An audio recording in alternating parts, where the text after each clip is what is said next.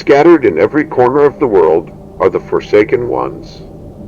They are the followers of a distant yet warm and inviting light and wisdom, a light that promises to end all forms of cruelty in existence, an existence imposed and corrupted by men and their impure beliefs. Thus, the light of gentle wisdom will make everything return to one, without discrimination, divisions, conflicts, or suffering. However, it is a lie, each and every one. The moment they come into contact with this light will be turned into slaves of its monstrous power, used as vessels to forcibly invoke the one, Myoro Hoy. The promise of a simple and serene existence, egalitarian and peaceful, is nothing more than the illusory bait with which this entity lures the unsuspecting, those who succumb to its false message out of desperation. The only thing that Myoro Hoy's conversion brings is absolute extinction. The death of everything, the end of times, but to achieve that the entity requires a series of vessels and something to feed on, bodies with the capacity to withstand its force so that, by consuming them, the entity can manifest itself. But to achieve that, Myoro Hoy needs followers who are capable of spreading its lies until one of them takes its final form. One of its most well-known, faithful, and mysterious followers is Go H Nong, extensively described in the Book of Ngarpenrung, dated to 850 of the Common Era, attributed to a Cambodian pagan community that over time transformed into one of the earliest religious organizations, with extensive documentation in which cult to Myoro is recognized. The most popularized description of Go H Nong, referenced in various ancient history texts of the Asia-Pacific, speaks of a man who was subjected to a royal punishment mandated by the ROHOJ dynasty, sealing his face with the mark of shame for his slander. Over time, the plague of the entity, Myoro Hoy, took over his head and limbs. It is said that the disease started with Go H Nong and has since spread uncontrollably. What words could Go H Nong have spoken to be sentenced to such punishment? What might have been his terrible slanders? The Ngarpenrung gives a clue with the words of the well-known royal advisor, unofficially called the Witch of the Sunset, to whom Go H Nong would have mentioned that at some point in his life he saw a distant light impossible to reach entirely, yet he could understand its message. Reality was a lie. The cruelty and tyranny of rulers and gods were the cause of all human suffering. Faced with this doom, there was a solution, the advent of Myoro Hoy, an entity in opposition to the terrible reality that would bring true peace to the world. This message was shared by Go H Nong with everyone he encountered in different villages and regions, until it reached the ears of the ROHOJ dynasty. And so, as punishment for his lies and defamation, he was marked with the seal of shame. Gradually, losing vision and smell, he connected with the deepest and most intimate part of his being, appreciating the grace of Myoro Hoy, which manifested on his vilified face. With him, the disease began in that part of the world. Anyone who approached him became infected, no matter how minimal the contact. The disease acted swiftly, causing indescribable horror at first, making them suffer to madness, breaking their soul and mind.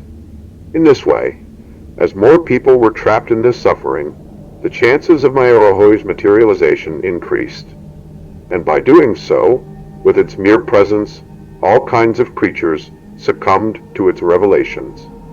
Faced with the perceived danger of this increasingly numerous group, the authorities issued a royal decree that lasted more than 200 years, ordering the hunting of any member of this group.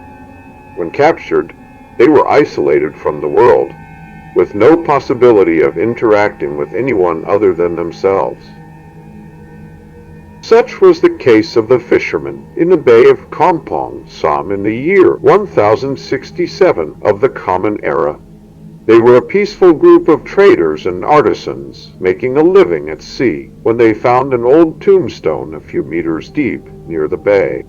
A tombstone displaying an intricate design, a fragment of a tomb where a manifestation of Myoro Hoy had been imprisoned in lands so unknown for that time that it took centuries for researchers to trace the real origin of this mysterious plate. Driven by curiosity, the fishermen extracted the plaque and tried to translate the inscriptions on it. They noticed that the longer they spent near it, the more it drew their attention, and they were compelled to touch it whenever possible. The stories tell that all these fishermen and traders eventually went completely mad, repeating the same slanders for which Go H Nong had been condemned almost 200 years earlier. It didn't take long for the still regent ROHOJ dynasty to become aware of a new infection focus. This one was more dangerous because many of these fishermen and traders belonged to nomadic tribes, some even descending from beyond northern China to enter the commercial route of the Gulf of Thailand. This particular condition would endanger all creatures of the empire and its surroundings. The action of the dynasty was decisive, but not swift. After being attacked by huge creatures with human bodies, but moth heads that could fly to great heights,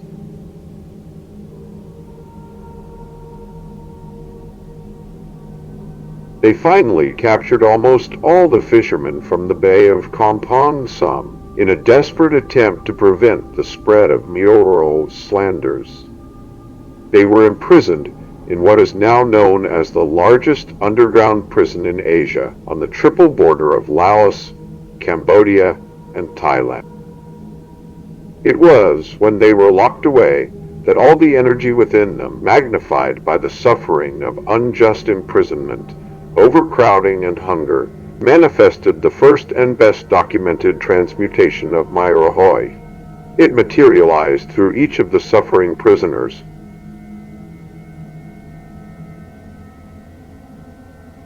The few survivors of that event scattered to distant lands, some inhospitable, others densely populated, but all beyond the reach of the ROHOJ dynasty and its local allies. They sought peace and tried to forget the utopian revelation that Myoro Hoy's light promised them, poisoning their souls. Some, however, couldn't resist and succumbed to the words of the God of Light, spreading his gospel wherever someone would pay them some attention.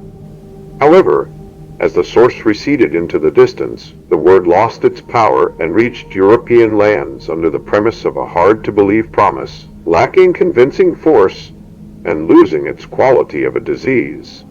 But it carried the seed of that distant light that appeared in dreams and epiphanies to those in situations of great suffering. It is not precisely known why Myoro Hoy takes the form of a giant moth. Possibly, it is a way to transfigure into a creature recognized by the most vulnerable populations, those who have had to deal with plagues and diseases transmitted by these creatures at some point in their lives. However, this is how the strange creatures seem to reproduce. Small larvae are deposited in tree holes generated by those who were dominated by the force of Myoro Hoy.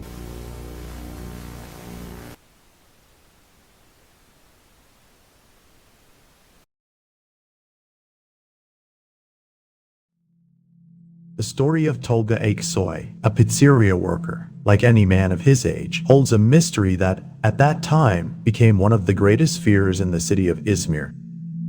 It was the year 2004, and the city had recently suffered the largest mosquito plague in its long history. Perhaps due to some change in atmospheric currents, the heat, or the turbulent migration of those insects in the region. Although there was no damage to properties, more than a few people ended up in the hospital as victims of a bite, which, while not life-threatening, meant intense pain in the area for some. 2 months after this event, Tolga Aksoy, the protagonist of this strange story, was hired as a cashier at a renowned Turkish pizzeria. The young man, with vast experience in that field, seemed to have no major problem adapting to the busy daily life of the business, and quickly made very good friends in the kitchens. One of those days, Tolga stayed until closing time with his kitchen colleagues, who took some time to show him a flaw in the main machinery, assuming that the young man could understand the situation better. It was here where the disaster is believed to have begun. The machine apparently had a malfunction in temperature regulation, causing it to emit more heat than its manufacturing parameters recommended.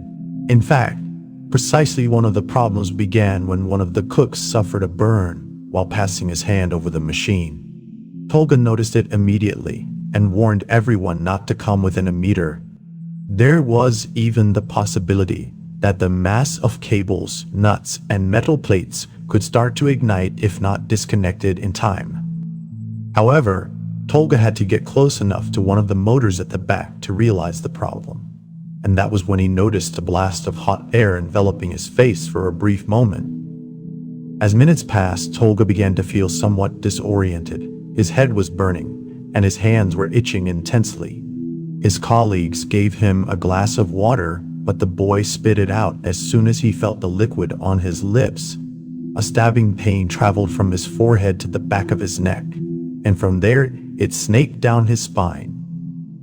Tolga fell to the ground, and in a reflexive movement, possibly without thinking about what he was doing, he grabbed one of the machine handles tightly and tried to hold on to it.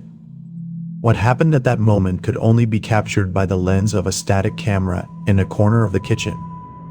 In horror, everyone ran off, leaving Tolga alone in the room, becoming a victim of his own body.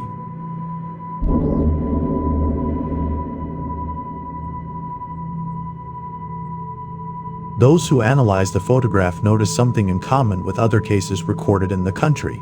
Curiously, in similar situations and with results that could not be mere coincidences.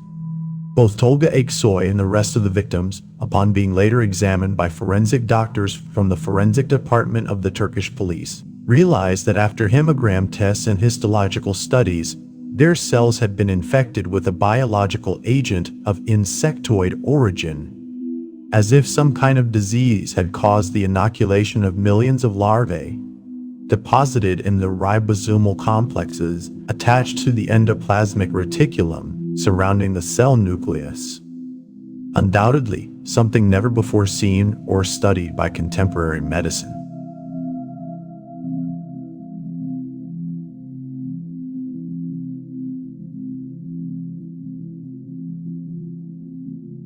A theory put forward by the forensic experts suggests that the transformation undergone by Tolga Aksoy was due to the simultaneous hatching triggered by the intense sudden heat he was exposed to in the kitchen.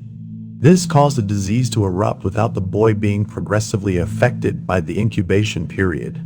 Tolga Aksoy lived his last days without suffering even the slightest symptom.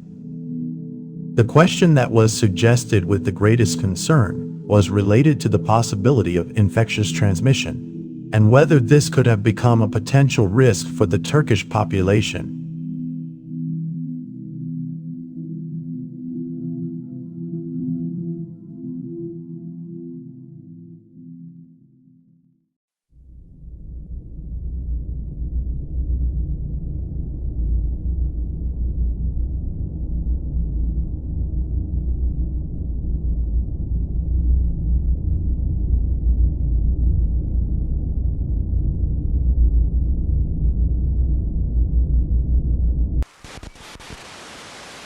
Similarly, the great master of French painting, Jacques-Louis David, prominent in the Revolutionary period and later in the Napoleonic era, was also noted as one of the disseminators of strange cults that burst into history. Jacques-Louis David, renowned for portraying scenes from the most important events in 18th and 19th century France, and serving as a Jacobin propagandist, also depicted historical scenes from the classical world. However, a part of his work had remained hidden from public knowledge. Firstly, due to the revolutionary repressive process that led the painter to prison, as well as Napoleonic censorship in the early 1800s, this work was rescued by one of the museums that acquired his oeuvre, which is officially in the possession of various institutions worldwide. Particularly, the Louvre-Lens Museum was the one that retained small paintings and sketches from the period between 1787 and 1793, considering them extravagant and unnecessary to exhibit, arguing that they exceeded the traditional canon of the painter with their peculiarity. In the same way, they kept it in reserve because these works were poorly documented at the time, without a sponsor's name, and with certain doubts about whether they were original works by the author.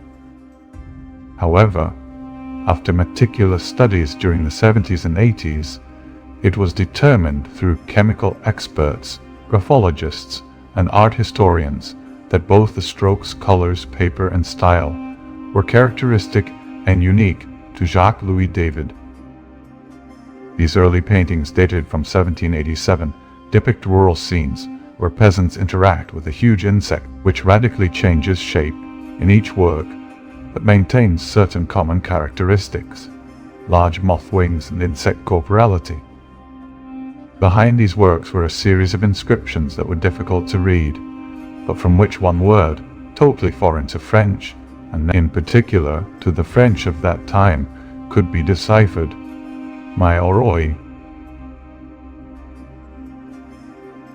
It is not clear throughout Jacques-Louis David's work what a Myoro Hoy is in particular, but it seems to be some foreign word to refer to that strange creature, from which, due to the terrible results of the revolution, such as censorship, fires, and exiles, there are practically no further data on the intervention of these types of creatures in French society.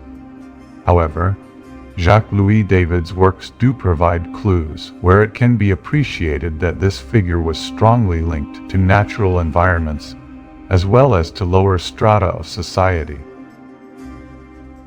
Furthermore, the painter seemed to be greatly intrigued by it, as there are several sketches where he records this type of insect in his notebooks, quite striking for an author who only dedicated himself to portraits and rarely tackled pure landscapes.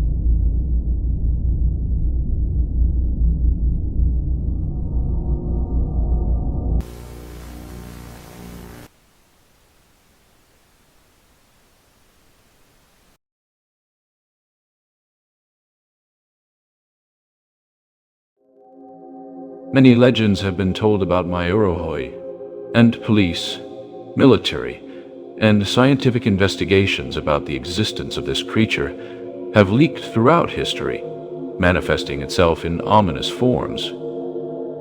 From uncontrollable forces that drive men insane to enormous moths and immeasurable insects that hide beneath our feet, in the depths of cities, and also in remote villages. The Myoro Hoy phenomenon appears as an expression strongly linked to religion and the formation of sects, such as those known in Southeast Asia, Europe, North America, the South American Andes, and perhaps in countless other places that have yet to be unveiled. Going back to documented origins, we encounter the writings of the Chinese chronicler Lu Qin, who in the 14th century compiled a series of stories, mostly transmitted orally for decades, considered the most complete in relation to humanity's first contact with this cosmic force, attributed to Myoro Hoy.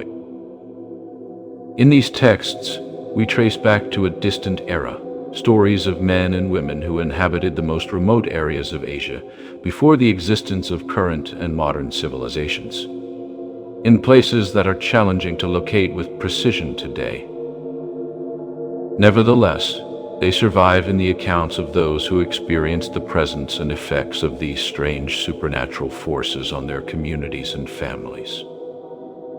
The following text belongs to a writing by Liu Xin, specifically from the book regarding the legends that shaped civilization before the advent of the stars, of which the original copies are found in the Beijing Popular Library, as well as in the Rumiantsev Museum.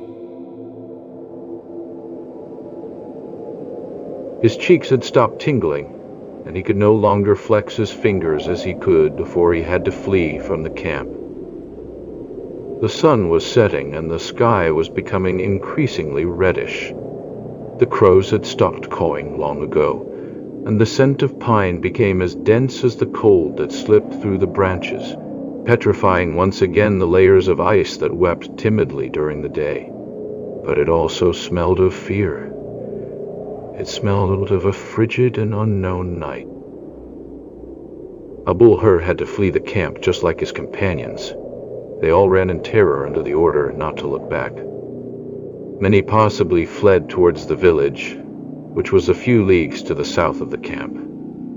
At the time of the attack, the southern patrol was returning from its round, and many ran alongside them when they saw them turn around. But others like Abul-Hur had no choice but to get lost to the north, where the forest became denser, and there was no known village until then. To the north, only legends, wild animals, and death inhabited. Abul-Hur didn't know how long he had been running. At times, he closed his eyes and let fear guide him. Wherever his feet took him would be safer than the camp, but dusk is relentless and does not forgive the unwary. He counted 200 steps until he came across what looked like a frozen stream. It could still be distinguished from the snow blanket. Near there, following the trail of trees, he found a massive spruce that had fallen decades ago, covered in moss and frost. From the tangle of roots, a wide cavity formed, which Abul-Hur thought would be the only possibility to hide from the cold. His legs were trembling, and he wished for nothing more than to lie down for at least a moment and not think about anything else. "The blessed warmth of home," he murmured, extending his hands toward the faint glow he saw in front of him. For a moment, he felt the comfort of what was now his salvation, a dwelling rooted in the middle of nowhere, until a horrendous stab in the back made him fall into the dark and cold reality. Ahead there was nothing but soil, withered leaves, and the eternal darkness of the hollow of a tree, as old as the forest itself. He tried to move some loose roots to settle on the ground. His hands trembled in uncontrollable spasms, and the bruises left by the thorniest roots caused a piercing and icy burning sensation. The sensation sometimes became jumbled for him, to the point of feeling the warmth of burns from the thin layer of frost that cracked his lips. While removing the loose soil, his fingers unexpectedly collided with a hard and rough surface. It seemed like a partially buried tombstone that, to the touch, revealed strange carvings with fine precision, while emanating a unique warmth that Abul-Hur couldn't distinguish if it was part of his delusions. But it was so comforting. He continued caressing the stone, and his body regained vitality after such a short time that Abul-Hur didn't realize he had even taken off the skins covering his neck and arms. That stone with impeccable inscriptions had a power that had saved his life. In his fascination, he tried to follow the blunt edges and unearth it completely. It seemed much heavier than it really was, so he managed to extract it with unprecedented ease. The shape, the texture, the voices calling him from the inside seemed to bewitch him. In the absolute darkness of midnight, Abel Hur came out bare-chested from the improvised shelter he had found, and embracing the mysterious tombstone, he walked in the direction that would eventually lead him back to the campsite. With a deformed smile and a stiff walk, he arrived before dawn, with the sky still swollen with black and dense clouds. The tents were destroyed, with obvious signs of having been ravaged by the beast, but apparently all of that was in the past. Abul Hur met with his patrol, and with a bewildered look he spoke to them about the wonders of the tombstone and how he managed to acquire it. The miracles of the stone soon obsessed everyone who came into contact with it. From that moment on, no one wanted to be separated from the warmth it emitted, and everyone succumbed fascinated by the carved inscriptions that revealed sacred and transcendental truths. But men and women, surrendering to the powerful images, also succumbed quickly. Mysterious diseases spread, especially among those who fell prey to unbridled fanaticism. Diseases that turned eye sockets into huge chrysalises, extending from the jaw to the shoulders, and from there transforming arms into wings. However, not all transformations were successful. Some succumbed to an incomplete metamorphosis that encapsulated them in mortified bodies. Bodies that did not achieve transcendence, and whose only destiny lay in eternal wandering. From this legend, the interpretation has been drawn of what the fishermen of the Bay of Kampong Sum might have found. Captivated by the supernatural wonders of a curious tombstone semi-buried on the coast, they spread a disease eerily similar to that of Abel Hur.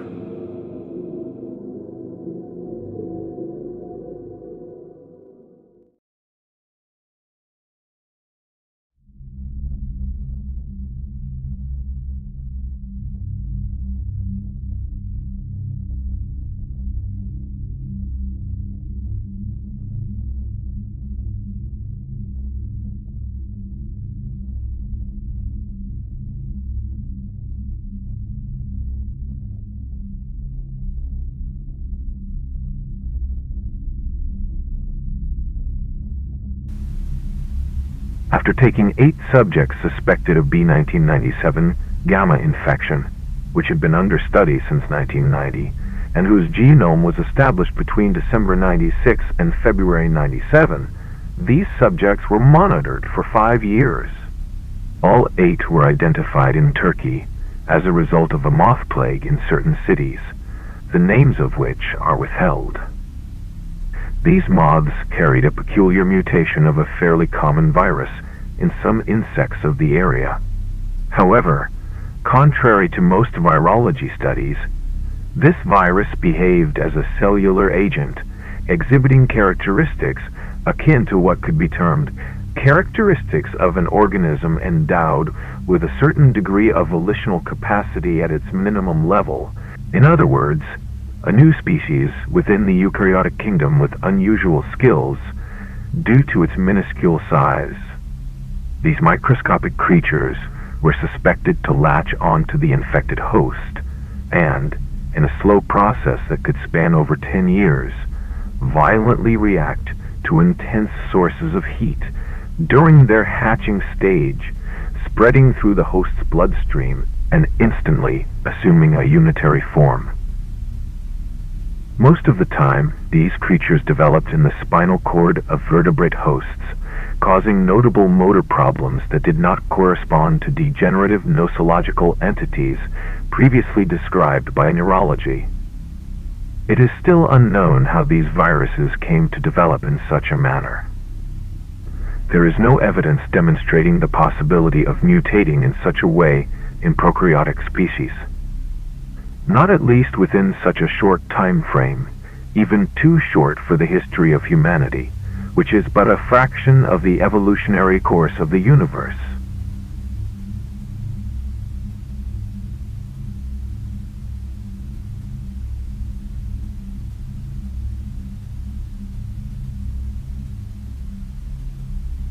The 8 subjects have been considered throughout the experiment as interdicted individuals due to their extreme health condition. This means they have been stripped of all their rights as citizens and are on the boundary between humans and objects. It is crucial to understand that their health status poses an extreme risk to the development and survival of humanity, and consequently to themselves. Within the facilities, extensive underground areas were recreated, with security rings lined with concrete and completely soundproofed. Inside the medical observation rooms, fictional rooms identical to those of a real health center were also created. This was originally intended for military purposes. In this location, the 8 subjects were released after the virus hatching occurred. Upon being exposed to extremely high temperatures, they underwent the corresponding transformations within moments, manifesting in their altered forms. This virus seemed to take control of the subjects' bodies, which appeared to initially resist the onslaught of transformation, emitting some groans and screams in the first few minutes. However, afterward, the creatures became more autonomous and began to roam the fictionalized facilities, observing every detail and attempting to interact with some objects, doors, and corridors. Their behavior was remarkably calm, and they examined everything quite leisurely. It was noted that they all moved simultaneously, even if they were in different areas of the facilities, and they interacted simultaneously. This might possibly be due to some form of hive mind. After capturing these images, the team in charge underground took care to annihilate these strange mutations, and the remains were sent to the laboratory for analysis. There, the unsettling conclusion was reached that the virus's genetic material remained intact. Although the subjects' bodies had been completely reduced, the virus remained there, in a state of dormancy, awaiting the opportunity to infect a new host. The samples were taken to the University of where they were placed under military guard for further study and possible destruction of the sample. The case of the man who could control insects, as dubbed by the local press, was an accidental news piece in the Turkish media in 2003. What began as coverage of a workplace accident at a bakery in the city of Istanbul ended up in a chance interview with a woman who reported negligence on the part of the establishment toward her husband. He had begun to exhibit serious allergy symptoms 2 weeks prior, but as the days passed, his condition worsened and was completely ignored by the bakery owners. According to the woman's account, the incident turned out to be quite serious. 3 men ended up in the hospital due to what was reported as an accident involving the ovens and a gas leak. However, the woman revealed that it was something very different. Öfke için kullanılan kelime yetersiz kalır. Benim yerimde sen ne yapardın? İkimizin de durumun ne kadar korkunç olduğunu bildiğimizi düşünüyorum. Bu tamamen kabul edilemez ve bu lanetliler en azından iyi birkaç yıl hapis cezası almayı hak ediyorlar. Anlıyorum. Gerçekten karmaşık bir durum. Olayların nasıl geliştiğini anlatabilir misiniz? Eşim her zaman nispeten sağlıklı bir adamdı. Son sağlık kontrolünü ne zaman yaptırdığını hatırlamıyorum. Ya da ne zaman hasta olduğunu bile. Fırındaki işinde çok aktiftir. Bazen daha fazla dinlenmesini ve aileyle zaman geçirmesini isterim. Ama bu şerefsizler bu durumdan sıkça faydalanırlar ve biliyorsun. Fazla mesai ve aniden ortaya çıkan bu işlerle ilgili uyarı olmadan gerçekten yapmak zorunda kalıyorlar. Yoksa işten çıkarılacaklar. Ama birkaç gün önce eşim, adı Taner, bir grip hissiyle eve geldi. Ama gerçekten öyle değildi. Daha çok bir alerjiye benzediğini söylüyordu. Ama kesin de değildi. Yüzünde bir rahatsızlık hissediyordu ama bunu tam olarak nasıl tanımlayacağını bilemiyordu. Birkaç gün izin almasını önerdim ama hızlı bir şekilde iyileşeceğini varsayarak bir gün daha gitmek istedi. Ancak ertesi gece biraz şişmiş gözlerle, dudakları da biraz kabarmış bir şekilde geldi ve çok fazla burun akıntısı vardı. Durmadan hapşırıyordu. Yüzünde hastalıklı bir ifade vardı ve ayrıca çok fazla göremediğini hissetti. Ya da daha doğrusu hissettiği gibi aynı anda normalden daha fazla şey görüyordu. Tahmin edebileceğin gibi işe geri dönmesi gerekti. Onur'un bu sapık çocuğu ve Allah'ın kötü sözlerini ve acımı affetmesi, gününü bitirmesi için onu tehdit etti. Bahar alerjisi herkeste olabilirdi. Ayrıca oldukça ciddi ekonomik sorunlar yaşıyoruz. Bu yüzden en son ihtiyacımız olan şey gelirimizin bu kaynağını kaybetmekti. Ama dün olan korkunçtu. Eşim evden konuşmakta belirgin bir zorluk çekerek çıktı. Dili biraz felç gibi ve her an ölümcül bir ateş gelecek gibi görünüyordu. İş arkadaşlarımdan duyduğum kadarıyla Taner oldukça saldırgan davrandı ve pek çok kişi ona eve gitmesini önerdi. Onur'un aptallığından onu koruyacaklarını söylediler. Ancak kendi arkadaşları ve dostlarının söylediklerini hiç dikkate almadı ve tartışmalara çok sert bir şekilde daldı, bana anlatılanlara göre. Hatta yumruklaşmaya bile gittiler ve işte her şeyin en kötüsü oldu. Taner onlardan birini bir gaz tüpüne doğru itti ve hortumlar koparak işte o zaman bir gaz akışı doğrudan eşimin yüzüne geldi ve her şey karmakarışık oldu.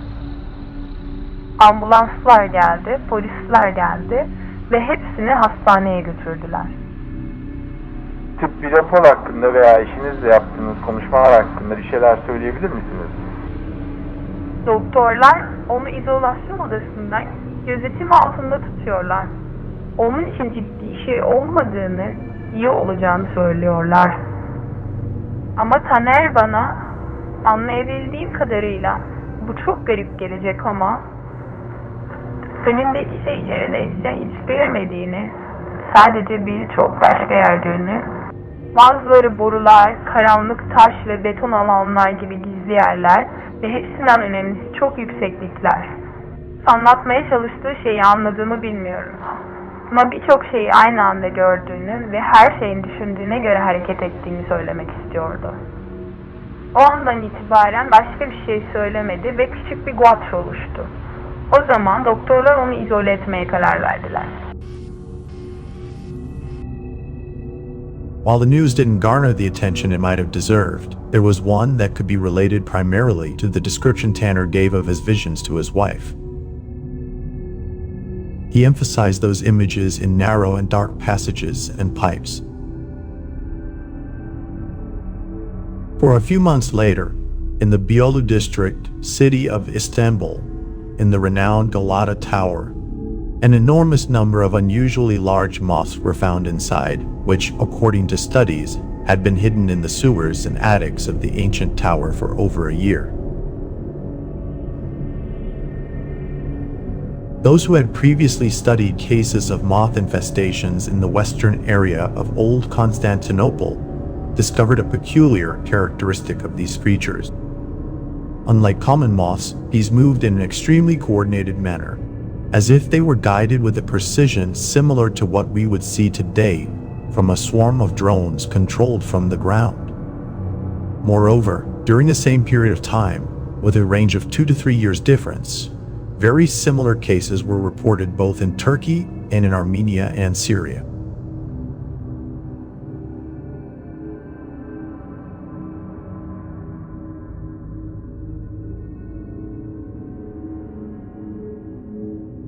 Coincidentally, in kitchens of popular shops and bazaars, strange phenomena led to the permanent closure of these premises, which also accused infestation of insect pests hiding in the huge industrial machinery, causing terrible fires and structural disasters.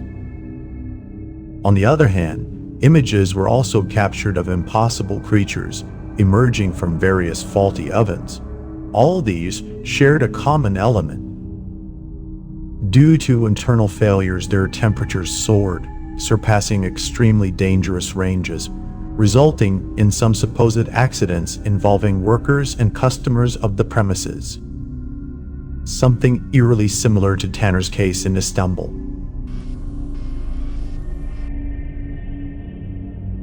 Bu garip kütle 1994 yılında Adana şehrindeki bir fast food mutfağının zemininde büyüdü.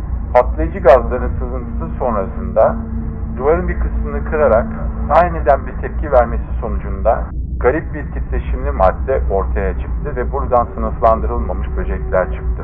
Kazada bir işçi doğrudan etkilenmiştir. Bu yaratık 1999 yılında Ankara'daki bir alışveriş merkezinin depolarında görüntülendi. Bir pastane işletmesinin açıklanamayan kapanışından sonra Türk bakteriyolojik güvenlik görevlilerinin tesislerin içinde periyodik temizlikler yaptığı söylenmiştir. Bu olay mağaza eski çalışanı Kadir Celalettin'in garip bir şekilde ortadan kaybolmasıyla ilişkilendirilmiştir. İstanbul merkezli uluslararası bir fast food zinciri çalışanı mutfakta kızartma yağını değiştirirken görüldü. Arkadaşlarının duyduğu son sözleri muhtemelen vücuda yağ sıçraması nedeniyle kısa süren bir acı çığlığıydı. Ancak bunların hepsi bir varsayıma tekabül eder. Çünkü fırınlar ve kızartma tencereleri açıklanamaz bir harmanın içinde bulunan şey, kocaman kırmızı gözlü tuhaf bir biyolojik kütle gibi görünüyordu. Şekil hiçbir zaman hareket etmedi. Ancak polis ve uzmanlar gelene kadar ondan hiçbir şey duyulmadı. If you'd like early access to my YouTube videos, you can support me with just $5 on Patreon. There, you'll also have access to some exclusive videos. Additionally, you can purchase channel merchandise on my Etsy store. Please visit and take a look. I would greatly appreciate it if you could comment, leave a like, and help spread the word about the channel to expand our community.